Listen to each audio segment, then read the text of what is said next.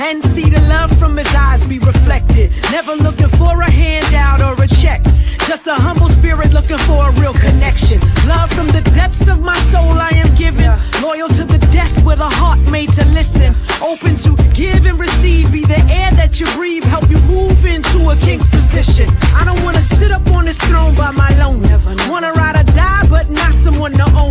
I should be the fix that you need when the world makes you bleed. Never leave is what my mama told me. She's the greatest gift, is so believe, made in the image of royalty. R-E-S-P-E-C-T, ain't nothing like a woman, a woman, a woman. From her head to the toes of her feet, down to the melanin in her skin. She's strong like a rock, strong as a rock. Ain't nothing like a woman, woman, woman. You know what? That queen gene is mean in your routine. And since a clean, serene teen stepping fresh on the scene. And once I felt need for a real help me, gave up every different hottie for a real wisdom body. Some be out searching far and long, but now you got me going gaga. A star is born. That royal treatment, you deserve it. You ain't make it easy, but you made it worth it. Flattery, you get you nowhere. It don't matter. Words without action, it's just chit chatter. Respect is a must. I ain't with the thuggin'. Tricks are for kids. I'm a grown ass woman. I hit the stage, get the paper. I'm a boss. Salt going in, light going off. Hands up if you know your worth. It stand up, cause it's ladies first. She's the greatest gift, is so believe, made in the image of royalty. R-E-S-P-E-C-T, ain't nothing like a woman, woman, woman. From her head to the toes of her feet, down to the melanin in her skin. She's strong like a rock, strong as a rock. Ain't nothing like a woman, woman, woman. The greatest gift God gave was a woman. We raised children when other women couldn't. Well aware of the care that's needed for our heirs, and you get out exactly what you put in. Nothing like a big mama, nana, or a auntie support. Still loving and they giving when you coming up short. They believe you can be better, so you show up, pushing for you to be the best when you decide to grow up. I've been anointed since day one. My mama's a G and she raised one. I'm a queen in real life, I don't play one. I speak my mind, dare you to say something. When life gets harder, I get smarter. I never give up. You ain't gotta show me love, just get my money up. Don't be mad, I'ma stay lit, so please don't trip. Keep up, or I'ma dip and send you back to the She's the state. greatest gift, is so believe, made in the image of royalty. R-E-S-P-E-C-T, ain't nothing like a woman, woman. From her head to the toes of her feet, down to the melanin in her skin. She's strong like a rock, strong as a rock. Ain't nothing like a woman, woman, woman. Yeah, like a woman. Ain't nothing like a woman. Strong as a rock and she can't be stopped. It ain't nothing like a grown woman. Good evening, good evening, good evening, and welcome to tonight's episode, if you will, tonight's webinar brought to you by the women of Sigma Gamma Rho Sorority Incorporated. I am Soror Angelin F. Johnson, and as you heard in our intro song, ain't nothing like a woman. I am your International Social Action Chair for Sigma Gamma Rho Sorority. And on behalf of our Grand Vassaless, Marika T. Harris, I want to welcome you to the fourth installment of Sigma Gamma Rho Sorority Incorporated's Let's Activate Our Social Action Footprint webinar series. I am honored to serve as one of your moderators this evening. March marks Women's History Month. It is also a period when state legislative sessions are underway and fiscal year budgets are being finalized. Funding decisions made now influence maternal health services, reproductive health access, HIV prevention, violence prevention initiatives, and child safety programs. Tonight's convening is intentionally timed to align awareness of topics that impact women and children in our nation with action. Tonight, we will focus on maternal mortality and morbidity, reproductive health access, domestic violence as a health equity issue, child fatality and water safety, and how to activate. What is Activate? Activate is Sigma's social and legislative action campaign that serves to mobilize our members and affiliates for action.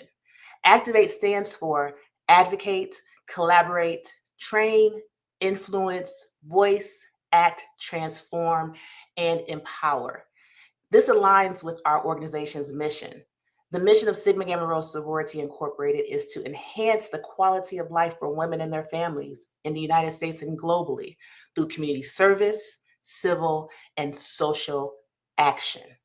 Our vision calls for a world in which all women and their families reach their full potential and create opportunities for future generations. We recognize that protecting women and children requires sustained engagement with the systems that shape access to care, funding, prevention, and accountability. As we enter into tonight's conversation, we want to acknowledge that some of tonight's topics are sensitive in nature, and we want you to practice self-awareness and self-care as we tackle these topics and identify ways that we can activate to make a difference. We're going to go into our first segment, which is entitled Setting the Stage, From History to Harm, How Systems, Silence, and Structures Shaped This Moment.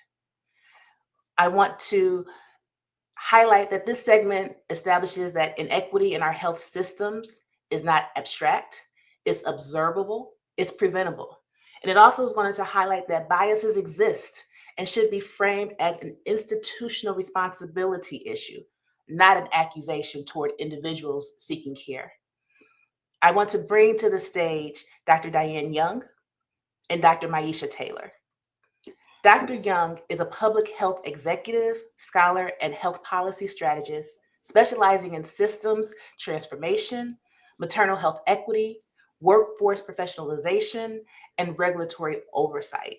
She leads equity-centered public health strategy and advances community-anchored policy solutions through governance, implementation science, and cross-sector partnerships. She is a member of Sigma Gamma Rho Sorority Incorporated, as well as a member of our International Social Action Committee. We also have with us Dr. Miesha Taylor, who's a board-certified emergency physician, integrative and functional medicine expert, and founder of the Tailored Wellness. With leadership roles spanning medical director, laboratory director, and EMS oversight, she brings a rare systems-level perspective that bridges acute care, chronic disease prevention, and public health. Her work focuses on maternal health equity. She's known to many as the real Doc McStuffins, and she pairs clinical precision with community-centered advocacy to advance both individual and population level transformation. Dr. Taylor is also a member of Sigma Gamma Rho Sorority Incorporated and serves as the international chair of Project Cradle Care, which is one of our essential programs, where she leads initiatives that promote maternal safety, reproductive justice, implicit bias education, and lifelong equity. Sorors, I welcome you both to the stage. Thank you for your time this evening, and thank you for your commitment to the work of Sigma and the work of being mindful of how women are impacted in this world and the importance of our medical care. So we're going to begin with a question. It's one of Sigma's social action priority areas is women and children's health equity and safety. So considering from both your expertise, why would you say that it is important that we activate around this topic? And we'll begin with you, Dr. Young. It's important. Thank you, Chair Johnson. It's really important for us to activate around this topic because Black women are dying at higher rates than their white counterparts when we talk about women and children's health equity and safety. We need to really focus on what that really means for our community. So when we talk about maternal mortality and morbidity, for example, we're talking about deaths during pregnancy, throughout the pregnancy, and within the first 12 months after someone delivers. Our community suffers at a rate 3 times that of our white counterparts. And why? It's 80% preventable. And then when we talk about maternal morbidity, we're talking about the severe complications as a result of something that happened during the pregnancy or during childbirth, where there may be some type of near miss. But unfortunately, the outcome can be devastating to the family. And again, our communities are affected by this at higher rates than white women. Even if the person has high income and high education, because education does not protect us. Most people think education is a protective factor, when in fact, for our community, it is not. So we do have to talk about this topic. Pregnancy and childbirth should be safe for us, and it's not always safe for us. And I know that Dr. Taylor will get into that more throughout the segment. Thank you, Dr. Young. Dr. Taylor, what is your thought?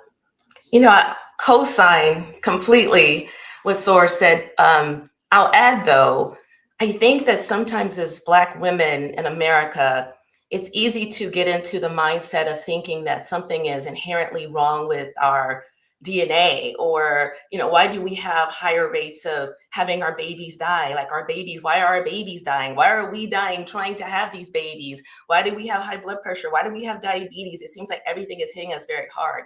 And I think that it's important to emphasize that the structure of this country was built on racism. And so when you take into consideration that Black women or women of the African diaspora that are still in Africa, they're the roots, they still live there, they don't have the same numbers that we have, right? So you can have a Nigerian woman in Nigeria and she has her statistics, right? Whatever they may be. She moves here to America now as a Black woman, right? No longer Nigerian, right? We're all just kind of Black here, and her numbers match ours. So it's not a DNA issue, it's not a skin color issue. And that's why education doesn't protect you, money doesn't protect you, socioeconomic status doesn't protect you, right? Access to doctors doesn't protect you. There's something else going on, and I think that it's important to talk about it. Thank you both for setting that stage and discussing. And I love the example that you gave, Dr. Taylor, of a sister from Nigeria has different numbers. She's Black, like we're Black in the framing of race that we function in here in the US. Yet her numbers do not match what we experience here in the US, showing that it's not about our biology, it's about our environment and our experiences in that environment. So let's transition into a conversation about those structural drivers, as we framed it, of inequity. What is it about our environment that we exist in that allows these differences to manifest? Dr. Young, you mentioned a term that may not be familiar to everyone, but definitely frames this conversation. You mentioned two terms. You mentioned Black maternal mortality and also maternal morbidity. Can you tell us what exactly is that and how does that come into play in this conversation? Sure. Thank you, Chair Johnson. So when we talk about Black maternal mortality, it's still maternal mortality, but we're talking specifically about our Black women. So we're talking about Black women and Black birthing people who die during pregnancy, childbirth, or within 1 year after the end of their pregnancy. And when we talk about maternal morbidity, we're referring to, once again, the severe complications and the near misses that do not result in death, but it can lead to long-term physical, emotional, and financial harm to not only that woman, but to the family that supports her. And in the United States, our United States, where colonization has really framed the care for us in this country, Black women and Black birthing people continue to experience maternal mortality and severe maternal morbidity at much higher rates than their white counterparts. And again, it's not related to income or education, because we know from studies that a woman that may be white with a high school diploma has better health outcomes and better perinatal outcomes than a Black woman who may have a PhD or even a master's degree. And that really means that pregnancy and childbirth really are just less safe for us and for our Black families. And the outcomes affect our children, who may lose a mother, a caregiver, or families become destabilized because mom may be the only one working in the family. And then communities are left carrying the grief and the loss that we feel from something that is very preventable. And studies show that 80% of this is preventable. Wow. So, Dr. Young, as a society, as a culture, we are very communal in our history and how we do what we do, how we engage, how we interface in this life and in this world. And even in regards to our healthcare, and also the opportunity to get care from different sources and different organizations, and a lot of us receive care, community-based care within our communities, but there's been a disruption to what that looks like and how we navigate that. Can you talk about the historical disruption of community-based care and how we as Black people typically and traditionally have gotten our care? Oh, absolutely. So, as you said, historically, Black communities relied strongly on community-based care systems. And for Black women and Black birthing people, that was the old-fashioned midwife, which has changed over the years because midwives have become a profession. These are registered nurses that get advanced degrees, and those women that were traditionally just trained in the community to provide care to us went by the wayside. So that cultural competency and cultural sensitivity and connection to the community has been lost over the years. So what that has led to us is, first, we have a fragmented healthcare system where care is then spread across multiple sites, multiple providers. A pregnant person may receive prenatal care in one setting and get delivered in a hospital where they don't know anybody. They may not even know the provider that delivers them. And then there's struggle to have access to coordinated postpartum care. A woman may need a pediatrician, she may need doula support, and it's a struggle to get that. And no one is held accountable for that full journey of the mother and child, and it becomes easier for some of the warning signs that tell us our bodies are in trouble to get missed. And then second, we look at workforce design and some of the access gaps that we see today. Many Black communities don't have consistent access to midwives, to doulas, to primary care providers, and even behavioral health, and few pediatric providers. I live in a county that has high wealth and just as high disparity when it comes to um, providers in the community. We have almost 1 million lives in Prince George's County when we don't have the number of primary care providers or obstetricians to care for the community. And then third, we're looking at implicit bias, right? It's the quality control failure when providers in the healthcare team display any type of bias toward patients. And when Black women and birthing people tell us they're in pain, you have to believe that they're in pain. You can't assume that they're not. Our Black bodies can't take more pain than a white body. If a woman has shortness of breath or she has some bleeding, you can't put it to the side, because then that leads to dismissal and people are minimized and they often won't go to seek care, and things break down and women become sicker and they die. And then finally, those microaggressions, which are the everyday slights and comments that Black women encounter throughout healthcare settings, that folks don't even understand the toll that it takes on us when you're constantly being interrupted, when you're trying to share your story, when you are not called by the name that you choose to be called by, or if you are told that, oh, this is a normal part of pregnancy, and you're looking at your legs twice the size of normal. This cumulative dismissal delays care. It discourages women from returning to providers, and it can directly contribute to higher rates of maternal death and severe complications in our communities. And we have heard about that in the news, that happening. Well, first of all, we don't have to hear about it. We probably know someone or have personally experienced these sorts of things.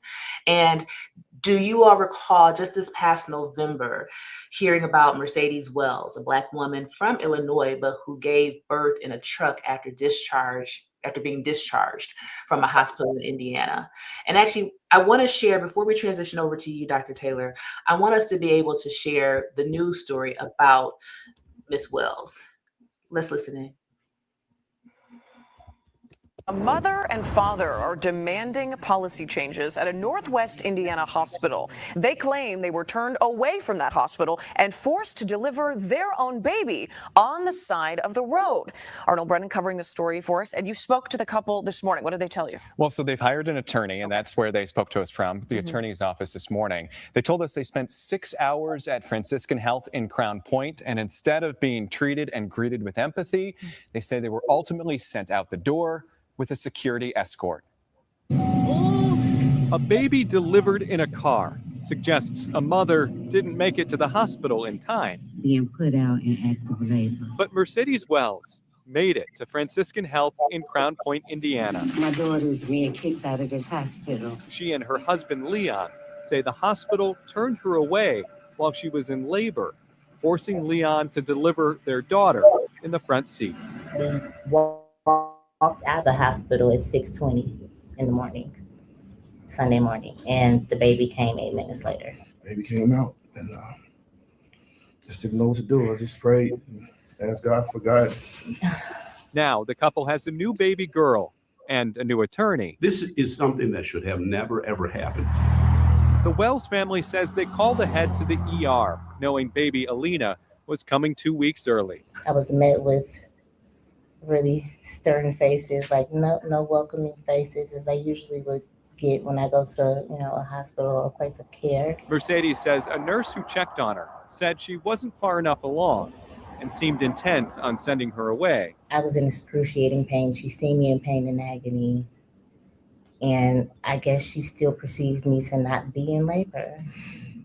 Her contractions were just a minute apart, but the mother of 4 says she was discharged on doctor's orders without ever seeing a doctor. Accountability looks like making certain that the woman that made the decision to kick her out of this hospital doesn't work there anymore. The couple claims it was discrimination. I've seen how common it is in the Black community, so I know that it happens often.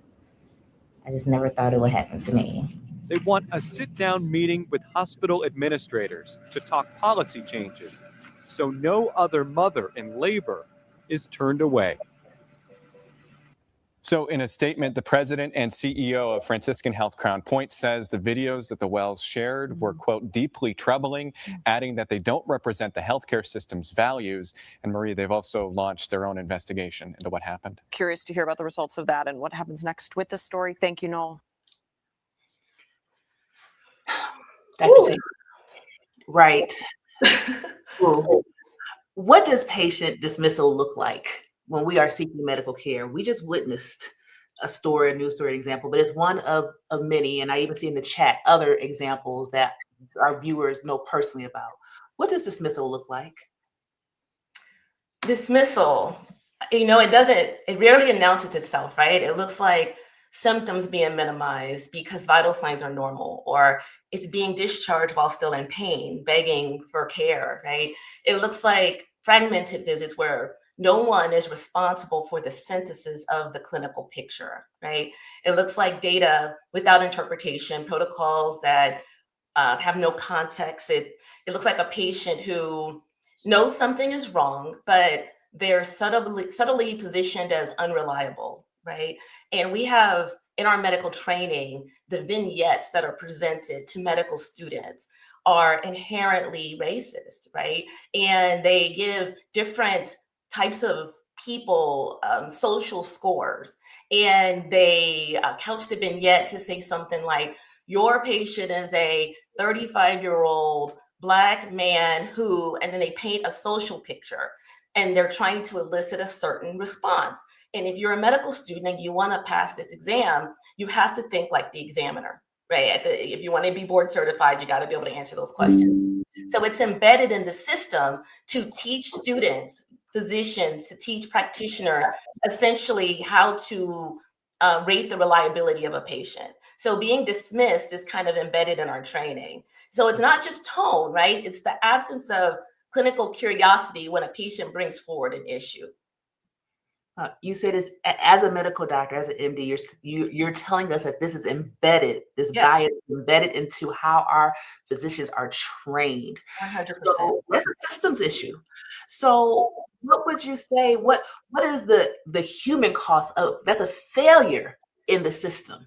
What is the human cost of those failures that are inherent in our medical system?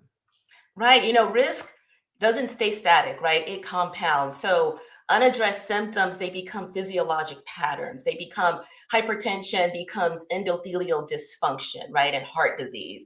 Glucose dysregulation and stress becomes diabetes and vascular injury. Postpartum complaints become hemorrhage, they become cardiomyopathy, they become sepsis.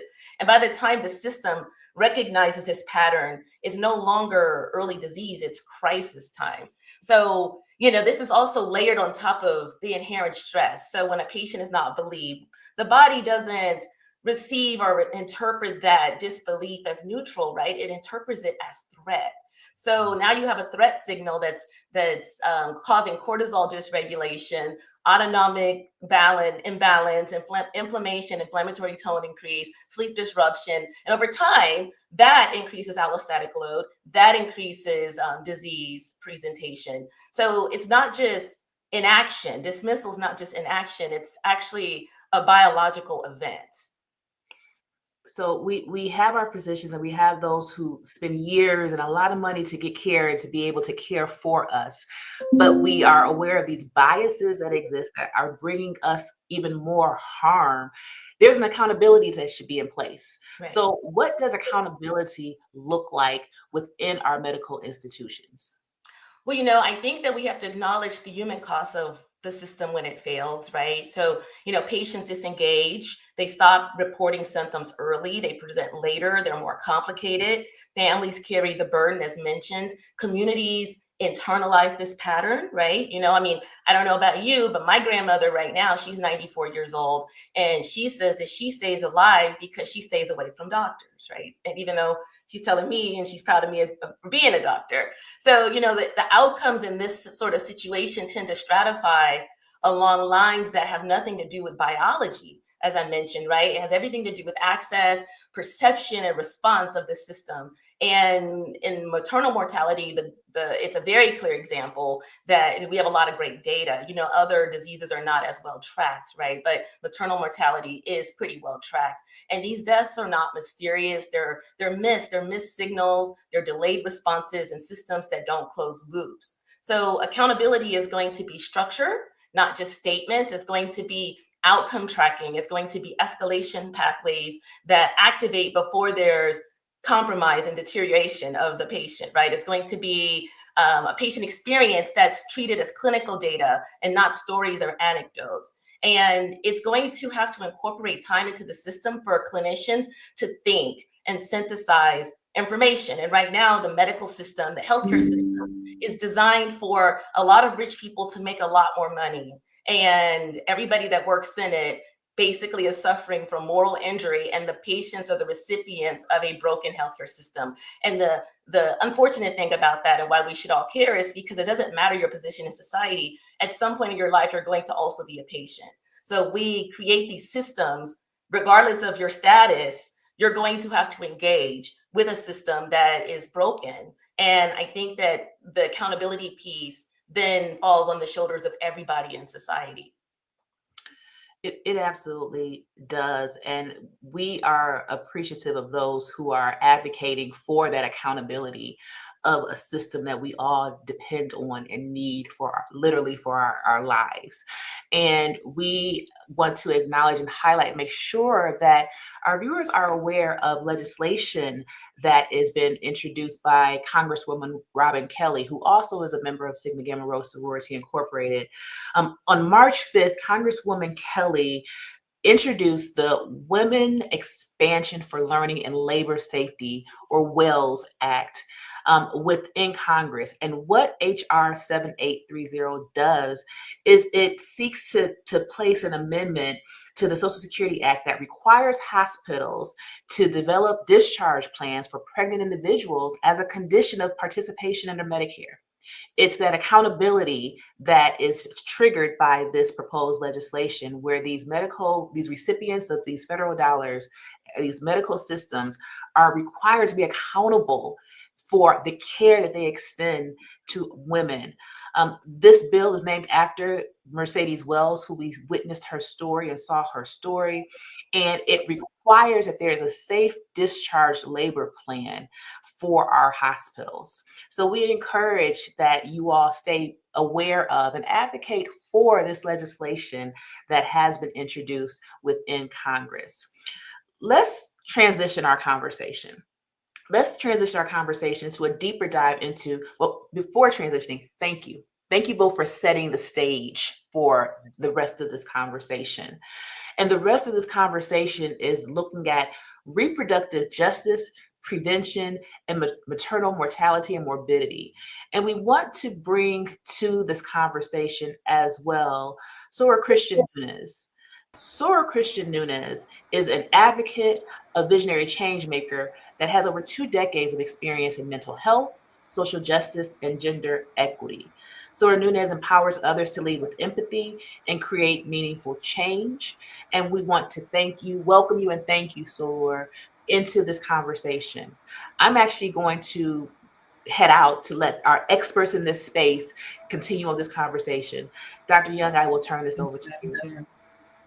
Thank you, Chair Johnson, for setting the stage. So in this next segment, we're going to connect reproductive justice, prevention, maternal mortality, and morbidity together.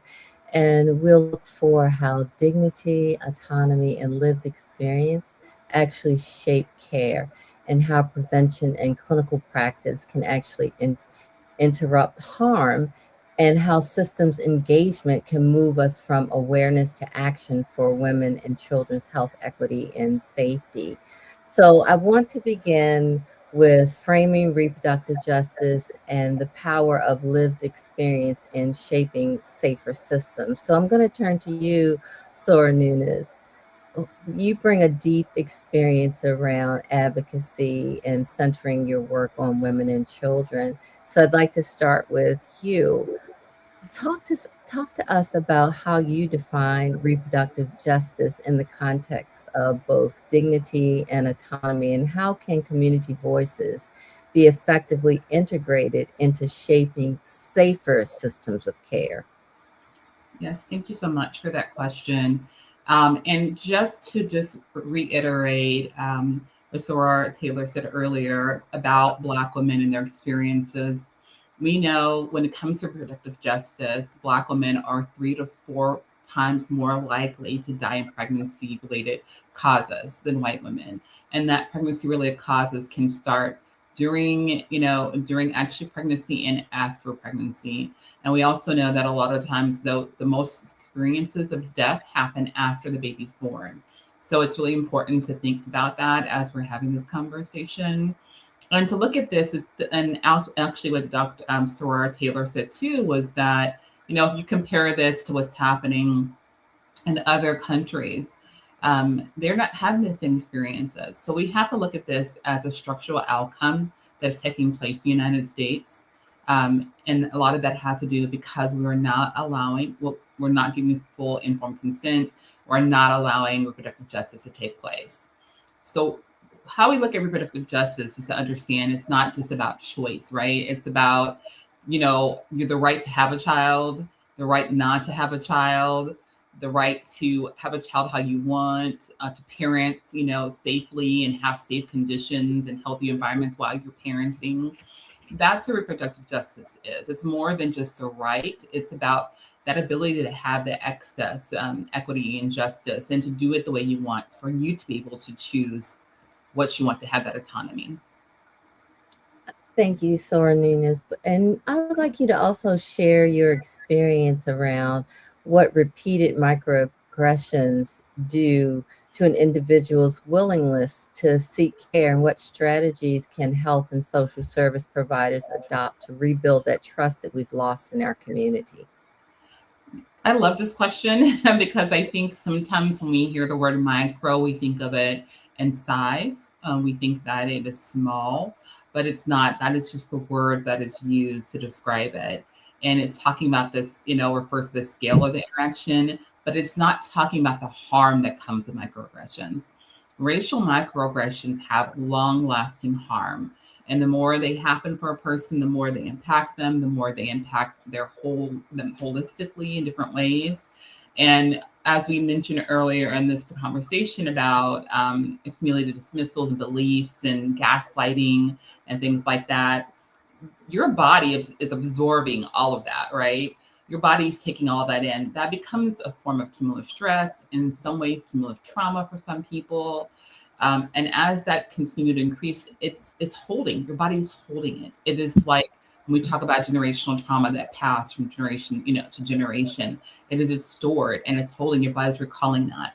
So every time there's things that come up that trigger these microaggressions or another comment or another microaggression or another, form of harm, because it is harm, your body is responding to that. Your body is holding that. Your body is then, coming out and experiencing other type of consequences and things that come from that. So it's really important to understand that if all this happens, then in the mind for us, our beliefs start forming, where we start believing like, well, what do I need to do? Why do I come back? Why would I trust? Why would I want to truly come to this place that has totally gaslighted me or harmed me?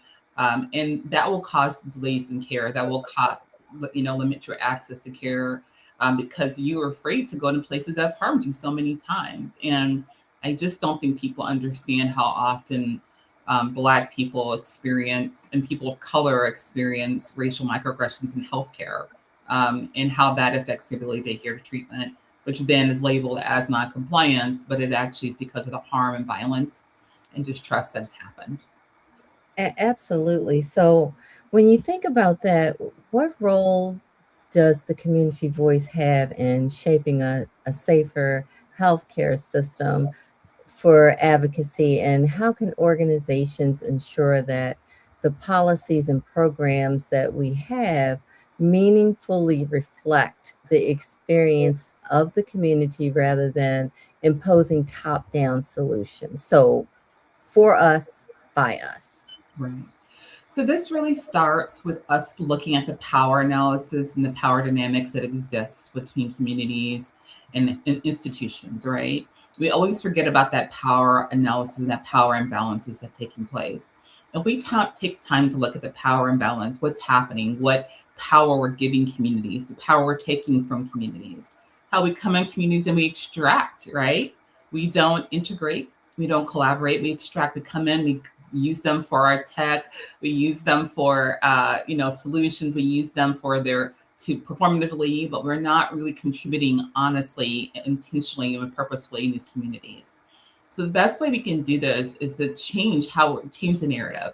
Critical race theory and critical theories talked a big part about counter narratives, right? And counter storytelling.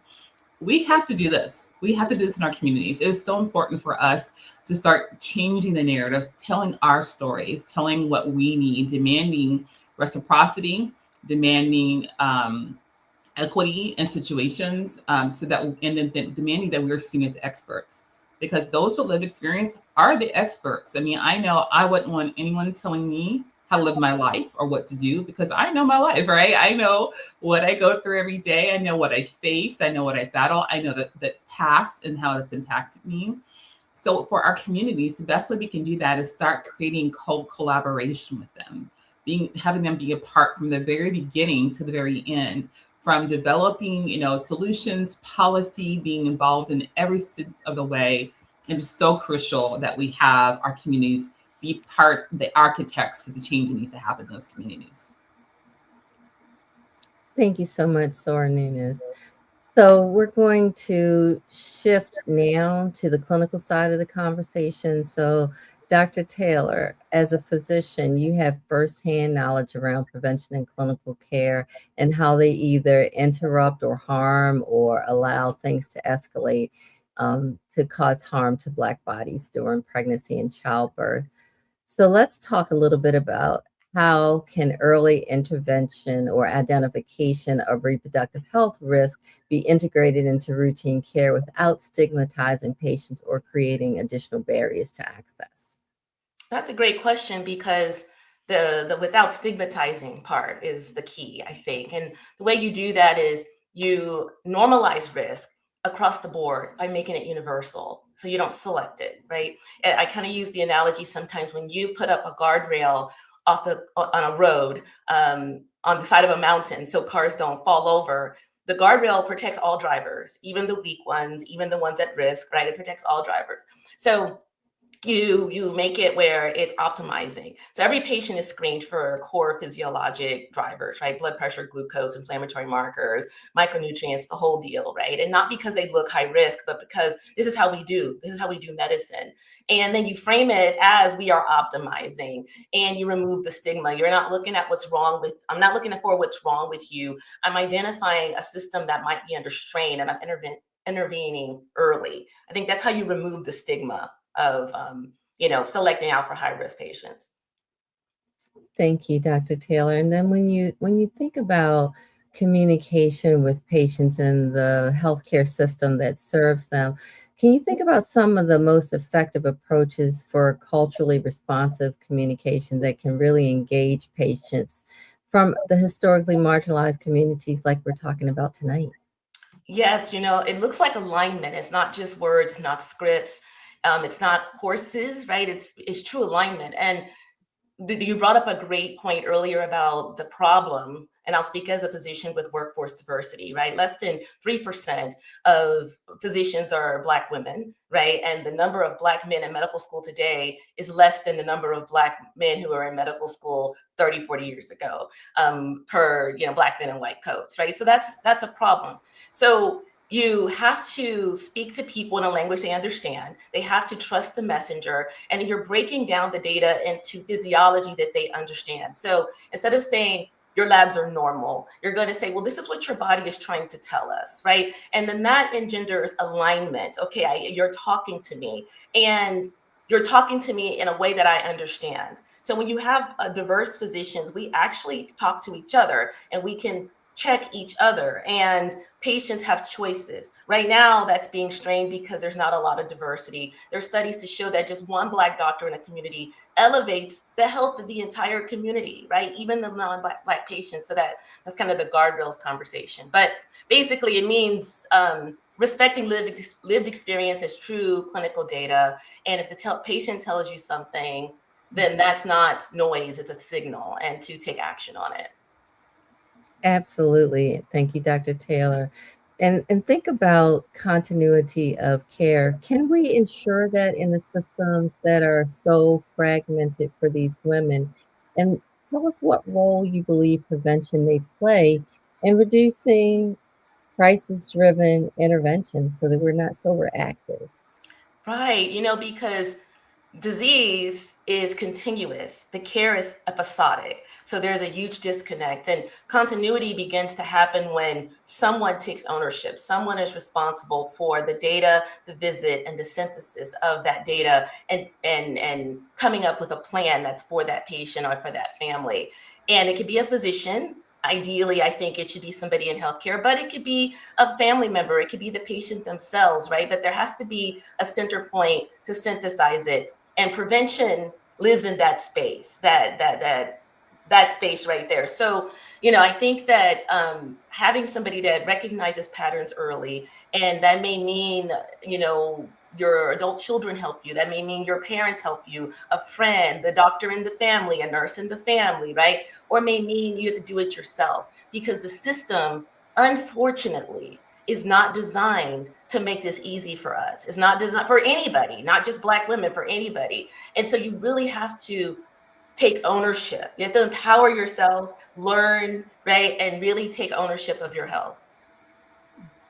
Thank you, Dr. Taylor. You've highlighted, along with Soror Nunes, about what's critical to identify risk early and our communication strategies that need to be culturally responsive to the community and to prevent families from having to navigate it fragmented systems alone. So thank you both very much.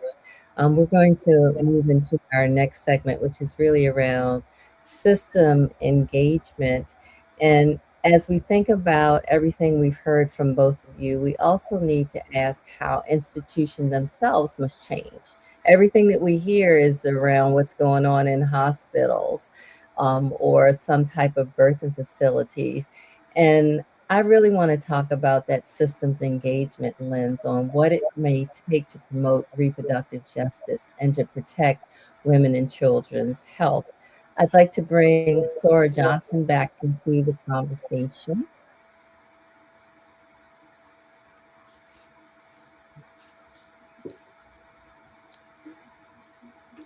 And I really want to talk about the mechanisms of institutional accountability, and I'm going to turn the segment back over to Soror Johnson. I just want to talk about this. So, in my experience, accountability is strongest when it's visible and shared. It's not a secret in a book in a binder somewhere and in a checkbox. And one way we can do this is really through clear public health reporting, which is part of what I do for the work I do in public health.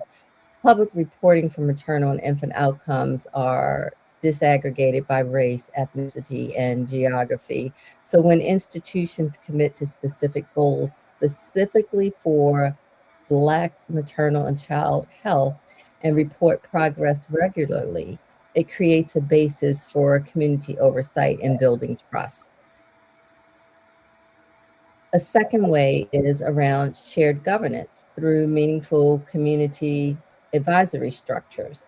When Black women and Black birthing people, including doulas and community advocates, are part of reviewing policies and implementing quality measures or quality assurance activities by patient experience, they actually can influence decisions that directly affect safety. And finally, I wanted to say that another way to do this is through sustained leadership commitment. So wherever you are in the healthcare system, you have to have leadership buy-in and that they're committed to making a change. For me, reproductive justice and equity for women and children must be actually written into strategic plans, into leadership evaluations, and to resource allocation. This is how this work moves forward from a project to the core business that we do. Chair Johnson. So thank you all. Like I said, I wanted to give space for the experts in this realm to really speak to what you all see and know and experience navigating in this space. I want to turn over to Dr. Taylor. We highlighted and mentioned earlier that you are international chair for Project Cradle Care. Can you share a bit about Project Cradle Care, what that is, because many may not know if they're not a member of the organization, and also share how do you feel we should activate, and from the context of, again, this is an International Social Action Committee webinar, but we have a number of essential programs that tie specifically and directly into the care of women and children. You are the chair of one of those at an international level. So as we prepare to transition into our next segment, I want you to have the closing statement on how can we activate and how should we activate, recognizing that we are a sisterhood that has a mission to look out for the well-being of women and children's health, equity, and safety, and you being a chair of one of our core essential programs. As we look at it from the lens of social action and activate, how do we activate? Yes, that's a great question. There's a lot of ways to do it. Well, Project Cradle Care is Sigma Gamma Rho's answer to a lot of the conversation that we had in this space of maternal and infant mortality and morbidity, and trying to do exactly the things that we're doing, showcase voices, stories, legislative advocacy, civic action, social action, all of the elements that are necessary in order for change to happen. And for social action, I think it's a very important underutilized component, because you can have all of the systems in place, we can have all of the legislation and the rules, but you can't legislate morality, right? You can't legislate love. You can't legislate people caring about one another. But what you can do is you can start to educate and empower, and you can activate a community so that the accountability that we're talking about is uplifted. So, well before laws are passed or issues rise to where they need to rise to in order for elected officials to take an action, socially, we can organize on Facebook, we can organize on Instagram, we can, do blogs and webinars and so forth and so on, and we can agitate and force action to take place a lot faster than waiting for a process, because we're dying in the meantime. And sometimes that process is not amenable for us to actually even escalate up it. So we need to have this multifaceted algorithm in which we tap into in order to see systemic change, because it can't just be words. It has to be a clinical strategy. We have to ask the right questions and seek answers. And for me, as the closing thought, I think that while we're waiting for the world to change in every aspect in which we have a problem, we need to empower ourselves and each other, right? Because nobody is coming to save us. We are the ones that we've been waiting for. So it is about educating ourselves and each other, and then taking that information with you into the doctor's office. It's taking that information with you into your family members' appointments, right? It's taking that information into your churches and into your communities so that you pass out the flyers, you pass out the information. And ultimately, that's how systems change. So I believe that systems change when the society that houses the system evolves. And that is what social action is. Well, thank you for that powerful concluding thought from you. And thank you for joining us and spending time with us and sharing your expertise, your knowledge, your perspective, your experience with us, Dr. Taylor. Thank you for having me. Absolutely. So we are going to transition into our next segment. And again, I want to say, as we started this off, we recognize that a number of these topics are topics that are sensitive, that we are sensitive to because of the impact they have in our lives. Our next segment is entitled Safety is Health, Domestic Violence as a Public Health Imperative.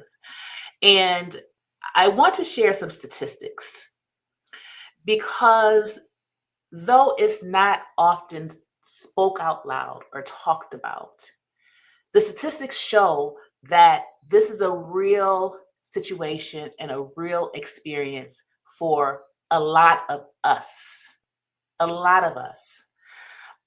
Some of the statistics, some of those are shared here in this chart. Others I'll mention. It's an average of 24 people per minute are victims of rape, physical violence, or stalking by an intimate partner in the United States. That means more than 12 million women and men over the course of a single year. Over 1 in 3 and 1 in 4 men in the US have experienced rape, physical violence, or stalking by an intimate partner in their lifetime. Children witness violence in nearly 1 in 4 intimate partner violence cases filed in state courts. 81% of women who experience rape, stalking, or physical violence from an intimate partner reported significant short-term and long-term injuries and symptoms of post-traumatic stress disorder. Many times we don't talk about it, but that doesn't mean we haven't experienced it or we're not experiencing it. So we wanted to take time because these statistics reinforce why Sigma Gamma Rho's Activate framework, particularly through advocacy, collaboration, and amplifying our voice, is essential to protecting women, children, and families across our community. I want to bring Dr. Young back to provide us with a public health reflection to set the stage for this part of our conversation. Dr. Young. Thank you, Chair Johnson. When we say safety is health, we're naming something, right? Something that women and children already know in their bodies. And you can't separate a person's, let's say, blood pressure, their pregnancy or child development from what's happening in their home, in their neighborhood, or in the systems that they must navigate to survive. Far too many women and their children have everyday interactions with a system that is calculated, and they think, will I be believed? Will I get blamed? If I tell the truth about what is happening to me, will it make things better or will it make things worse? That constant calculation isn't just emotional, it becomes a physical toll on their body. It goes back to the allostatic load that Dr. Taylor talked about earlier. It shows up as chronic stress, sleep disruptions, high blood pressure, preterm birth, depression and grief that sits in our bodies for years, and it affects our health outcomes. As a public health practitioner, I've learned that domestic violence and institutional neglect are not side stories. They are the core drivers of the outcomes that we say we care about. But when women are afraid to come to the hospital because she's been dismissed, or she's staying in a dangerous situation because she doesn't know where she and her children would sleep, these are public health failures, not private backdoor secrets that we should keep to ourselves. If we really are serious about women and children's health, equity, and safety, then our response has to move beyond awareness. It means we have to build a system where women can tell the truth about their pain, about their circumstances, and be met with care and not judgment. Far too often they get met with judgment. It means believing Black women the first time they speak. It means designing partnerships where healthcare, social services, advocates, and community organizations share information, they share responsibility, and they share power. And finally, most importantly, it means that each of us, in whatever role we hold, ask a simple question. Is this policy, this practice, this interaction making it safer or less safe for women and children? And if the honest answer is that it makes people less safe, then public health demands that we change it. This is what it means to treat safety itself as a vital sign for our community. Wow. I yield back to you, Soror Johnson. Thank you, Dr. Young. Thank you. I want to bring Soror Dr. Nicci Gilbert-Daniels to the stage as well. Soror Gilbert-Daniels, thank you. Hey, Sorors. And what many know you. Let me give an introduction. Many know an aspect of who you are. But we want to go even deeper into the work and the advocacy work that you do. So let me introduce you. Dr. Nicci Gilbert-Daniels is the founder of From the Bottom Up Foundation. And she's also, as many of us know, the founding member of Grammy-nominated group Brownstone and the creator of She Speaks Live. And her work in the entertainment space is well respected and noted. But my soror here is an advocate. And my soror here has a story that is connected and tied into this topic of domestic violence. And she is a fearless advocate for creative equity and generational legacy. She is guided by faith, resilience, and purpose as she continues to build platforms that shift culture. And she is led by the divine. She is purposed. And again, as I've already shared, she has a story to tell and to share about this topic, even to the extent of having a documentary film that touches on this topic. So, Dr. Nicci, please share with us more about your film, your why as to why you have chosen to tell this story, and we'll go into more about what your charge is for us. Absolutely. First, hey, sorors. This has been such an informative conversation. And as I'm listening to it, I'm seeing how connected when we talk about maternal health and we're talking about domestic violence and the fact that, it's always that we aren't believed. There are so many systemic barriers to access to culturally competent care. Is so much. And what most people would probably maybe not be so shocked to learn is that first, let me say, I started this work pursuing and advocating for some form of justice for survivors because I am the daughter of a woman who was a victim of domestic violence and child sexual abuse. So just, many of us, I know a lot of, they say it's underreported. So it's maybe 1 out of 2 or 1 out of 4 when it comes to women and girls. I'm sure that number is much higher because along my journey in this space of entertainment and storytelling and media, it literally was like every person I met or encountered was connected to some form of either domestic violence or some form of sexual abuse. And it's always taboo. It's always taboo. It's too heavy. There's no levity. This is entertainment. But as an entertainer who was raised in a family, my mom was an incredible woman. super smart, multi-hyphenate, stunning, but she carried a very, very heavy load in that she was, you know, like many, the victim of some really egregious, horrible things. So in pursuit of just trying to normalize this, because I think that is the biggest issue in our community. It is so taboo. You fear disruption of family, retaliation. There's the cultural stigma when you talk about mental health, when you talk about all the issues connected. It is just something we don't talk about unless it is clickbait because there's a celebrity or a famous person attached to the behaviors, right? So my goal in doing this, and it's really interesting, as a person who is not just an entertainer, I produce content that I hope entertains, uplifts, and inspires our community because we need it so desperately. All of these issues that we're talking about, I believe it was TV1 a couple years ago. I went and I saw this film, and it dealt with you know, the maternal the maternal health crisis, right? And I'm like, more people need to see this. More of us need to be aware of this because the ages of victims of this kind of violence is younger and younger and younger, and they're paying attention to what's on their phones and they're paying attention to what's on their screens.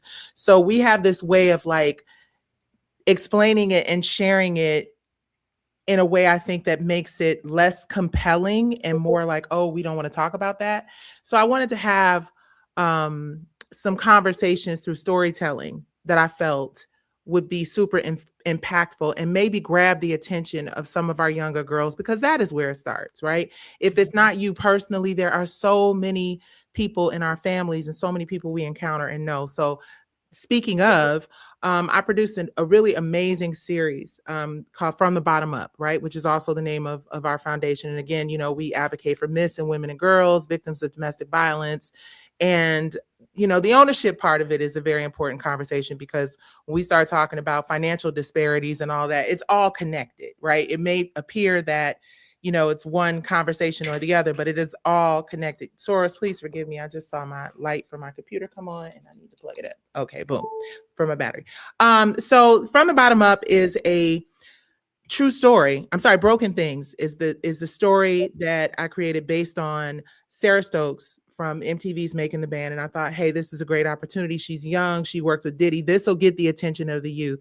So it is a really sad story, a true story of a situation that almost mirrored my mother's. And I thought it was really important to tell the story. So we're going to release it in April because, of course, that is Sexual Assault Survivors Awareness Month. And I just want to continue advocating because, you know, it is so important for people to know in mainstream media that when the lights, camera, and action stops, and it's not Bill Cosby, it's not R. Kelly, it's not Diddy, there's still women and girls all over the country that are victims of this. And we just have to figure out how to collaborate with policymakers to make sure that this changes. And it's great to be on this conversation and to learn more. And we'll talk more. I've been really embracing my soror, Christian Nunes, and just what we're doing over there as well. But just using my voice to amplify this epidemic, really. And thank you for using your voice because so many are voiceless. Again, so many of us have and are experiencing domestic violence. And it's devastating, but it's held in secrecy. So to have someone who can tell the story, who can document the journey, who can help others to realize that they're not alone, they're not by themselves, helps in bringing forth safety and healing. So thank you for Gilbert-Daniels for the work and using your platform to be able to speak and amplify this reality that exists in our lives and in our world, in our nation, in our communities, and in our families. Soror Nunes, thank you for joining us again and coming back to the conversation because you and Soror Nicci Gilbert-Daniels have, and other members as well, have an organization that has recently started. And we want to learn and hear more about the work that you are doing and the advocacy that you both are doing in this space. Please share. Yes, thank you so much, Soror Johnson. I just have to tell you how excited I am about this new venture, and the importance and how critical this venture is. I just want to share a little bit of why it came about. Um, I myself am a survivor, right, of gender-based violence.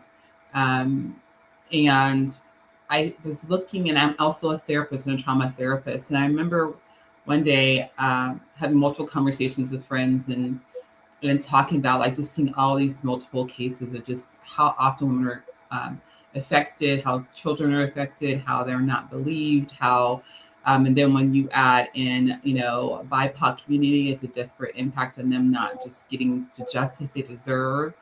I thought about the fact that so many people are living in fear and dealing with violence every single day, and we're not going to them to ask them what their solutions are. And and then I thought about all the people I know, the women I know, who majority of the women, even in this audience, probably, we don't even have to, no one, please don't feel like I'm calling you out, but if we think about 1 in 3, right? That's a lot of women and children who are impacted, and girls who over their lifetimes have had multiple different accounts of gender-based violence, sexual violence, intimate partner violence, stalking, harassment, different things like that. So I felt like I had to finally move it. So I founded Saving Ourselves Foundation. Soror Gilbert-Daniels is one of my board members, my vice chair on there. And Saving Ourselves Foundation was intentional with our name, right? We exist to build a future where women and children can live safely without violence and fear. And we do this by mobilizing our community, mobilizing survivors, elevating survivors' voices and their stories, and seeing them as the experts in solving this problem, because it is a public health pandemic, but it is solvable, and a lot of people don't think it is. It's something that can change. We change our gender norms, we change our social norms, our beliefs, toxic masculinity, misogyny. We address those things and eradicate those things. You will see decrease in gender-based violence. So we're going to be doing this through education and awareness, starting at as young as kindergarten, to teach them about what gender-based violence is. A lot of people don't know, talking about consent, healthy relationships, various things, and then encourage them to find solutions in their own community to help prevent it happening. A big part of the work that we're doing is holding systems accountable. This is a systemic issue. This is not a solo issue. It's not an issue one person experiences. This is systemic. And then we're working to transform harmful structures. So that is looking at policy, that is looking at communities, looking at healthcare, all different ways that we see where systems have failed women and children with gender-based violence. That's what we're going to do. And I'm really excited about it. So. Thank you both for the work that you're doing. A part of the Activate campaign, we look at it from the lens of what we can do as individuals, what we can do as chapters, what we can do as areas, as regions, as organizations, for those who are not members but are part of this conversation.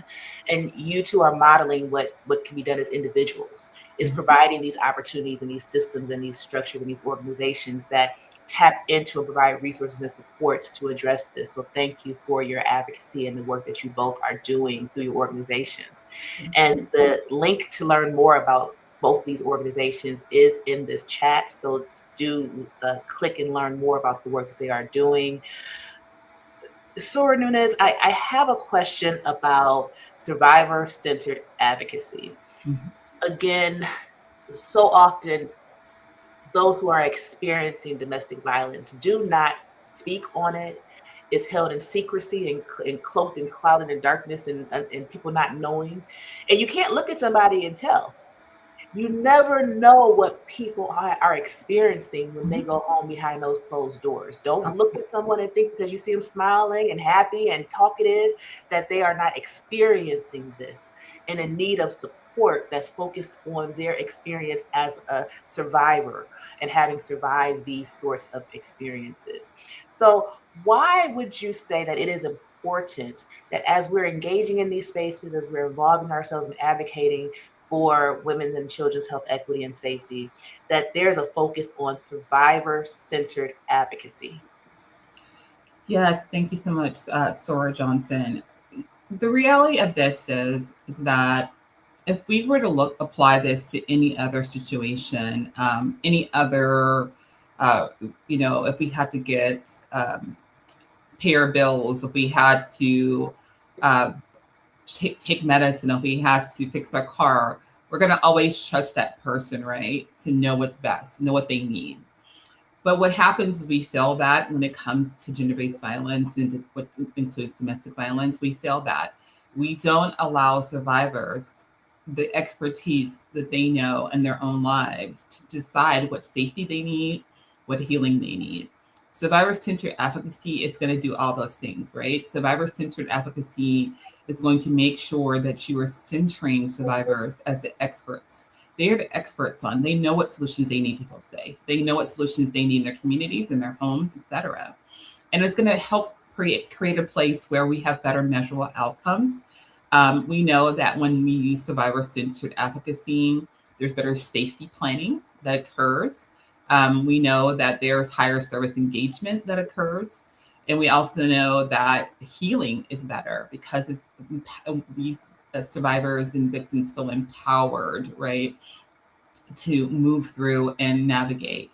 We have to start looking at that lived experience and how, when we're doing this, also survivor-centered advocacy means that we are actually using them to help navigate and help create solutions for their communities, from programming to intakes, timelines, policies, things that are there, having them be involved in that process, having them be the ones who decide what is going to be needed for their communities and those like them. And stop just coming again. I mentioned this earlier, that extraction. We have to stop extracting from communities. We have to start investing in them wholeheartedly. And when we do survivor-centered advocacy, we're really putting survivors in a place. One, we're going to help build trust again because there's so much trust that's been damaged, right? But we're actually putting them in a place to help guide what is really needed in multiple situations and how we can use our lived experience to create safety. Thank you for that. So again, our efforts are tied to our Activate campaign. And again, what Activate stands for is advocate, collaborate, train, influence, voice, act, transform, and empower. So, Soror, Nicci, Gilbert-Daniels, I'm going to ask you shortly to share, how do you feel we can activate as your closing charge to us? But prior to that, I want to give both you and Soror Nunes the opportunity to share about an event that is happening tomorrow that our viewers may be interested in participating in and joining you all for with your new organization. I'll let you all share more about that. Go ahead, Vice Chair.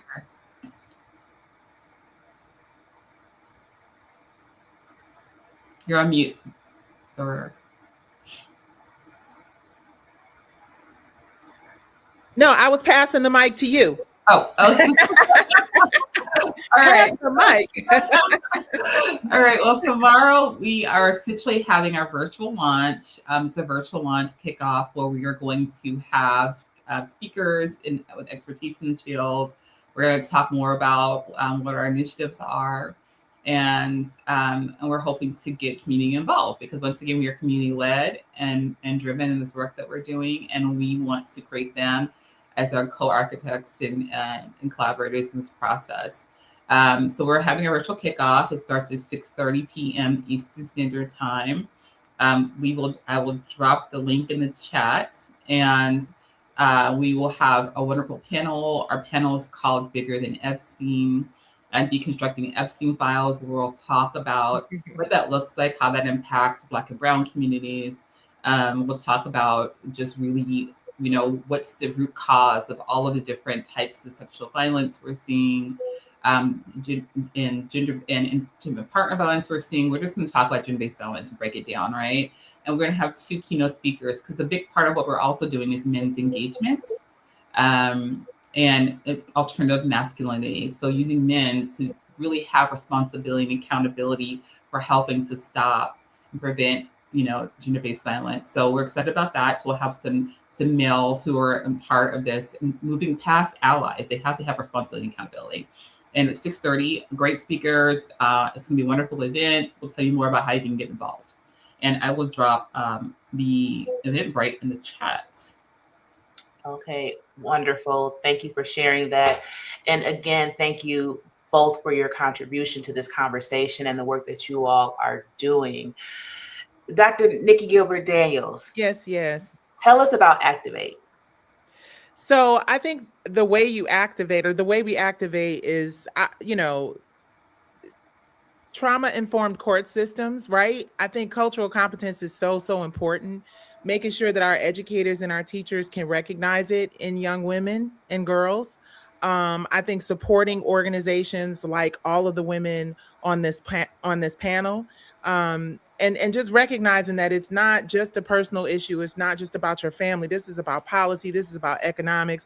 Most of the time, most women stay in these situations because they cannot afford to leave, right? So when we start thinking about, as Soror Nunes said, what the survivors may actually want. I know 2 women right now escaping domestic violence and don't feel like they can afford to leave the situation. So when we start talking about, job placement, credit repair opportunities, just, representing these women in a way that is tangible and touchable and realistic for them, because it sounds great to say you just have to leave, you just have to go.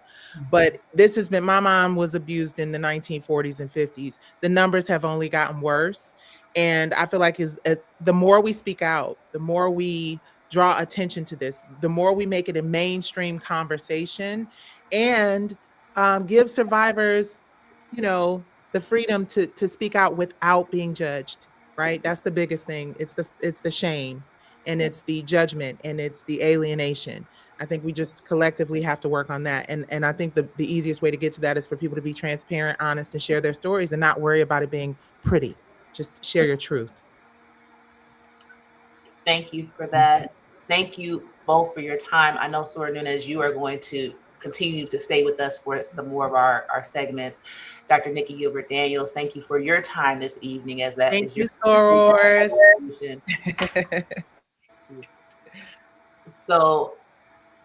So much information, and I do see feedback and questions in the chat about the links that were mentioned. So for those of you who currently don't have access to the chat, please know that this webinar is recorded and will be available immediately afterwards on both Sigma Gamma Rho's official YouTube page, as well as our official Facebook page. And the link to the chat will be there for you to retrieve those links. And we'll shortly add the link for the Eventbrite for tomorrow's event that was just mentioned. We'll add that to the chat as well shortly. So we are now going to transition to a conversation that is entitled Preventable Loss, Child Fatality, Water Safety, and Community Responsibility. And I want to share some data related to water safety and just what is happening within our nation. And also to highlight that one of the essential programs of Sigma Gamma Rho Sorority Incorporated is SWIM 1922. And we have that program because we recognize these statistics and the disparate impact of drownings within the Black community. And as an organization that's committed to women's and children's health, equity, and safety, and also the well-being of our community, we felt it important to galvanize and to focus our efforts on water safety. Some of the statistics, 37%, more than 1 in 3 Black adults reported not knowing how to swim, compared to 15% of all adults. Drownings in rural settings, realizing not everybody lives in cities. We have people who live in rural communities, and recognize that drownings in rural settings is 1.5 times higher than that in urban settings. And I'm going to go to this top statistics. Drowning is preventable.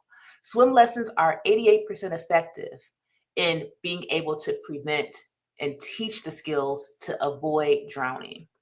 So again, as an organization, Sigma Gamma Rho Sorority Incorporated has committed ourselves to being involved and engaged in this space. And even through our partnership with USA Swimming, our Swim 1922 campaign, aims to address this disparity.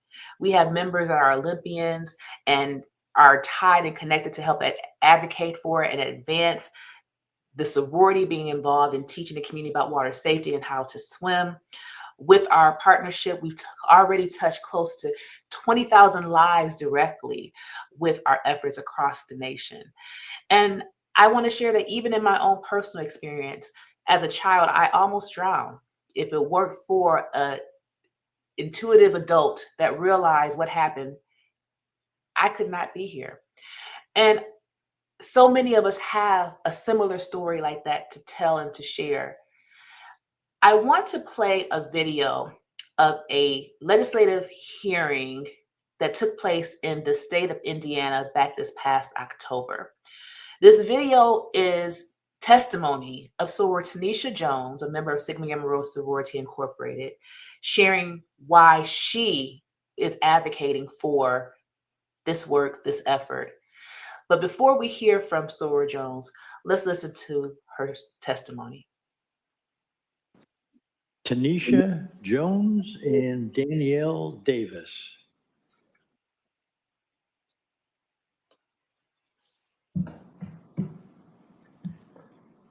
Welcome.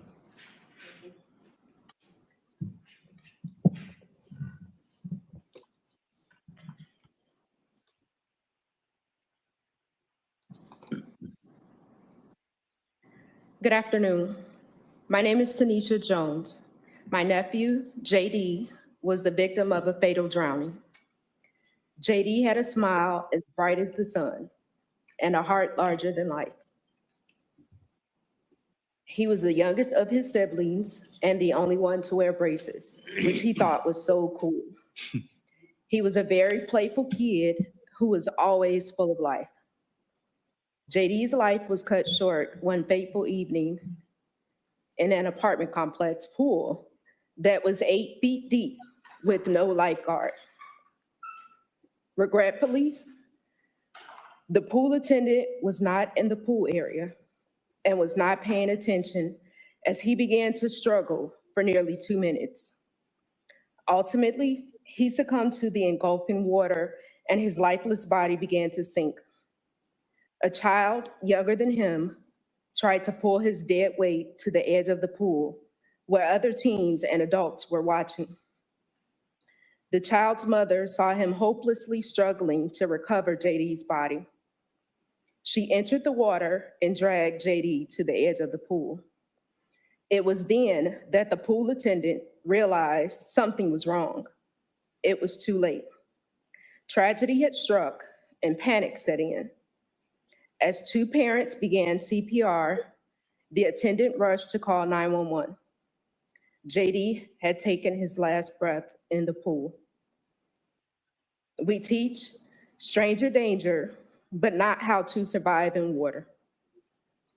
I asked this committee to support legislation that mandates comprehensive water safety and swimming instruction in all public schools, from kindergarten through 12th grade.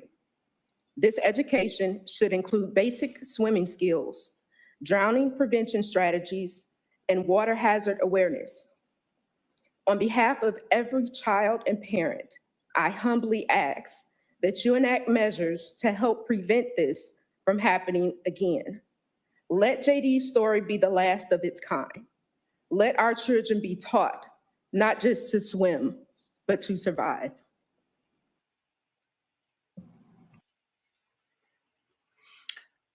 Soror Jones, and I see you are on mute.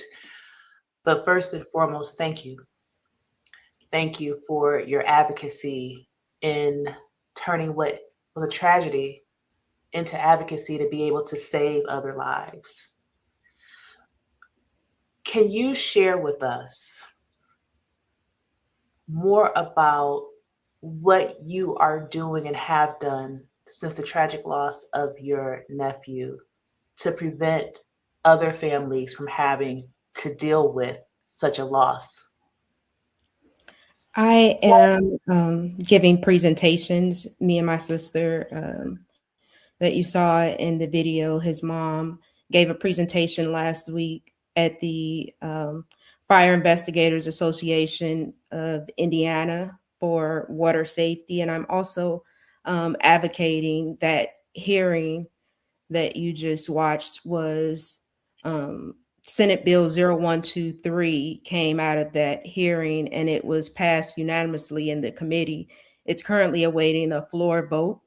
Here in Illinois, I'm advocating for the passage of House Bill 4927, which is actually in the committee, and the committee hearing is scheduled for 8 a.m. tomorrow morning. So if you are in Illinois, it is virtual and anyone can go online and request a witness slip to speak in favor of House Bill 4927. And on the federal level, I'm advocating for HR 4751 and Senate Bill 3467, which is the reauthorization of the Virginia Graham Baker Act for pool and spas, and also working on a federal drowning prevention bill. The testimony that you gave shared the story of your nephew's drowning. Can you speak more about the critical need for water safety legislation? Yes, drowning is a major public health crisis. We can't keep kicking the can down the road. The numbers are steady growing up. When we were growing up, my mother always told us, I'll ask you, then I'll tell you, then one way or another, you're going to do it. So we ask, we tell, and now it's time to actually do, because faith without works is dead. So it's time to put our money where our mouth is. Considering the work that you are doing as an individual, and again, through our Activate campaign, we talk about and focus in on what we can do as individuals, what we can do as chapters, what we can do within our areas, what we can do within our regions. As one that has done so much already in your individual capacity, what is your opinion as to what the rest of us can do as individuals, as chapters, as organizations, because everyone watching may not be a member of Sigma Gamma Rho, as regions? How can we, as an international organization that is committed to greater service, greater progress, and as women who believe that greater women are designed, and that's who we are, for creating a greater world, how would you say that we can activate to be able to advance progress and address the injustices that's happening with regards to water safety and what you are seeing across the nation?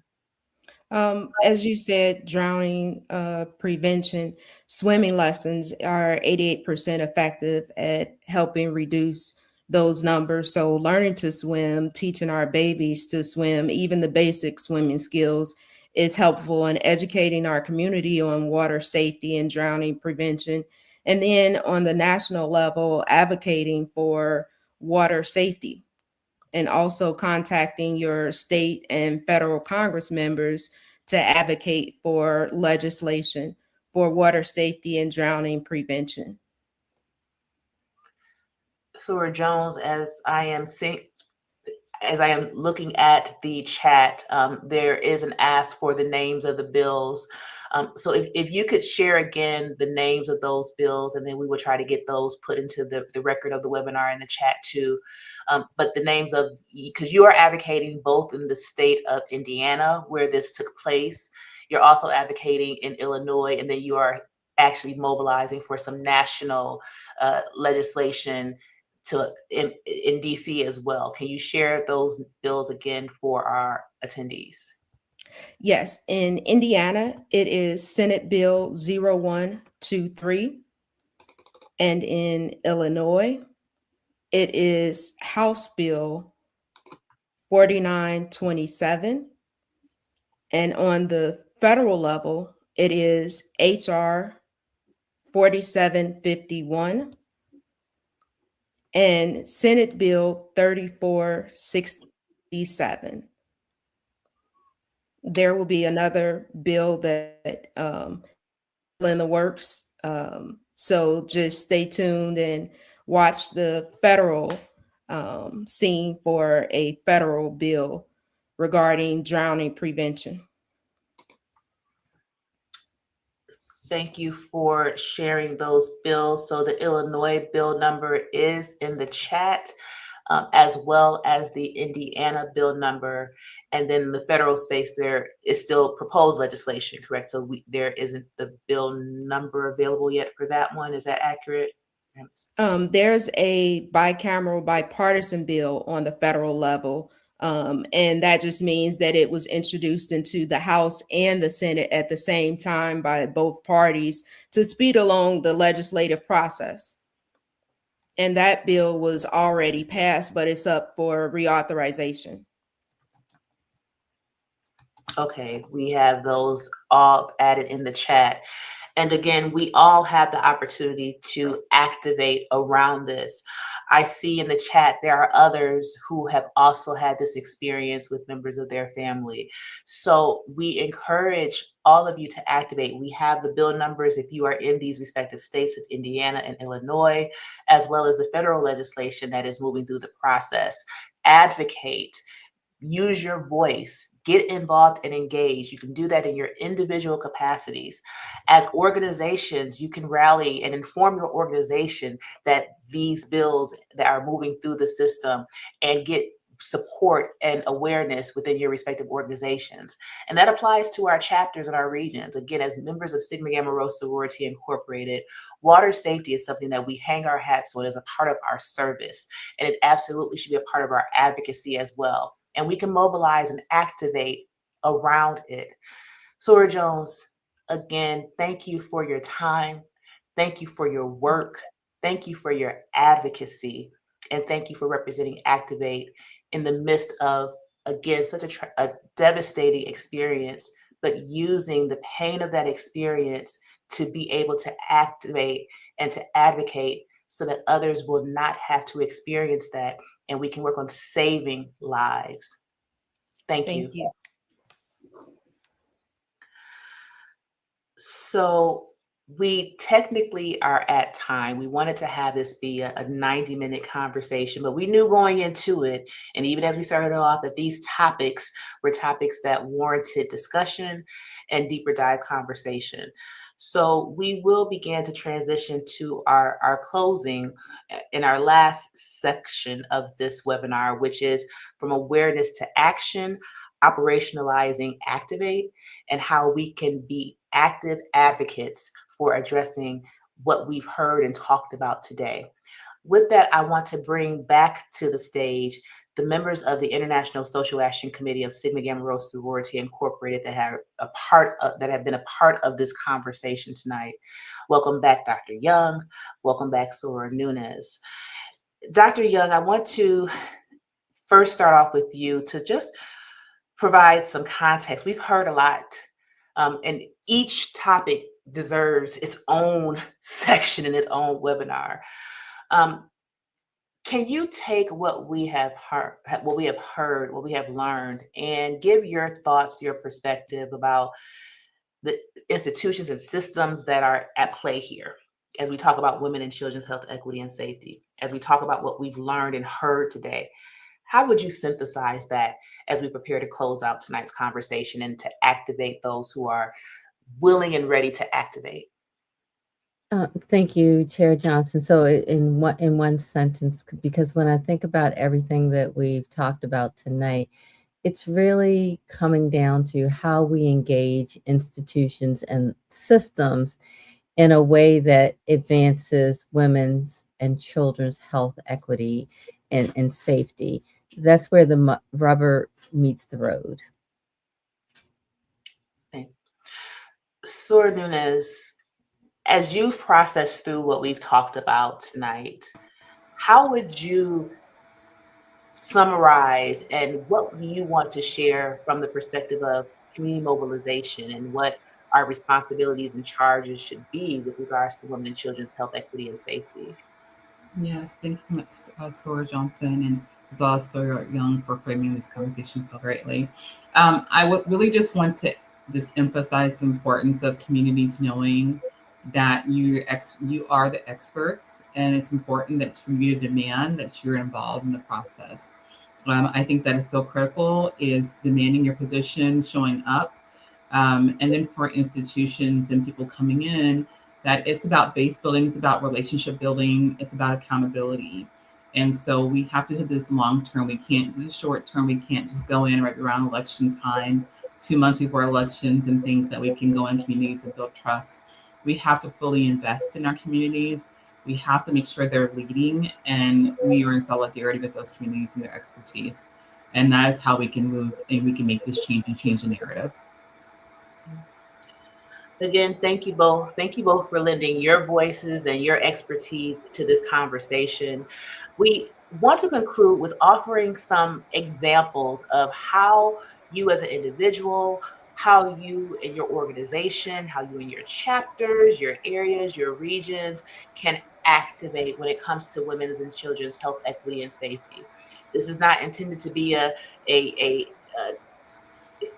singular list of things to do, with some examples, some opportunities to think and process through how you can activate. But no, there are many ways that we can activate as individuals and as organizations. So for individuals, advocate. Work to raise awareness of these issues within your networks. Again, we talked about some of the topics that are oftentimes the victims in those experiences, or the survivors, they don't speak or talk about it. They need an added voice to speak on what the experience is and how to move beyond it. Be that voice. And actually, I just gave away a V as well. But advocate, collaborate, support, and partner with community-based violence prevention organizations. Be a volunteer, be involved, encourage others to do the same. Train, participate in advocacy training, and become a well understood advocate to be able to address these issues. Influence. Thank you again, Soror Jones, for her example of being able to exhibit influence by submitting testimony during hearings. We all can do that. Be that voice. Amplify the lived experience of women and families that are experiencing these challenges. Act. I'm going to say that again, act. Support water safety initiatives. These are things that you individually can do to support water safety initiatives and initiatives designed to address these challenges that we have discussed. Transform. Involve yourselves and connect yourselves to things that make a difference and move the needle and address those injustices that we've talked about. And then empower. Share the resources. We put some resources in the chat. Share those and follow up. Share those within your network. Follow up on whether or not people are receiving them and acting on them that you're connected to. That's what we can do as individuals. For organizations, chapters, areas, and regions, again, a lot of what we can do as individuals, you can transfer that over to what we can do as organizations and chapters. Again, advocate. Develop clear messaging during Women's History Month that speaks to these realities and provides resources to be able to help those that are experiencing these things. Collaborate, partner with local hospitals, health departments, and nonprofits to advance programming and initiatives that address these challenges. Train, again, get involved in advocacy and provide that training within your organization, within your chapters, within your areas, within your regions. And you yourself may not have to do the training. Partner and collaborate. I gave another one away. Partner and collaborate with other organizations to provide that training for us. Influence. We have influence. Do not sleep on the influence that we have to be able to have impact and address these issues. Submit testimony. Have it as a chapter exercise to write and submit testimony and advocate. We absolutely can advocate. For those of members who are in Sigma Gamma Rho Sorority Incorporated, we reiterate and talk about how we are a 501c7 organization, meaning we cannot campaign for specific candidates, but we absolutely can utilize our letters and our organization to advocate for issues that impact our mission, such as this. Make it a part of the activities of your chapters. Involve our affiliates. Even our rowers can do testimony and can advocate in this capacity. Voice. Speak on it. Be present. Be visible in your community. Again, act. do coordinated advocacy days, mobilize, again, our affiliates, our philos, our rowers, even our rosebuds, train up our children in the way they should go, involve and engage them as well. And by doing all this, we can transform and empower in our communities. We can transform by building relationships with our organizations that are involved in this space and partner with them to transform what is happening specifically for long-term social action impact. And we can empower not only ourselves, our chapters, our communities, our regions, and our organization as a whole. Again, Dr. Young, Soror Nunes, thank you both for your time, your effort, your commitment to social action and advocating and activating within your personal spaces and within our organizational spaces as members of this organization. With that, thank you for those who are present and attended this session. We are going to conclude, but we're going to conclude again with a charge for all of us to be able to activate. Also, as we stated at the beginning, we realize that the topics that we discussed tonight are topics that are sensitive, that are private, but we want and we need you to, again, as I started off, self-assessment, self-care. There are resources in the chat. Please utilize them. Please know that we appreciate you all being with us tonight. We look forward to continued opportunities to engage with you all. And we wish you all a wonderful evening. And we look forward to seeing all of us activate social action. Good night, everyone.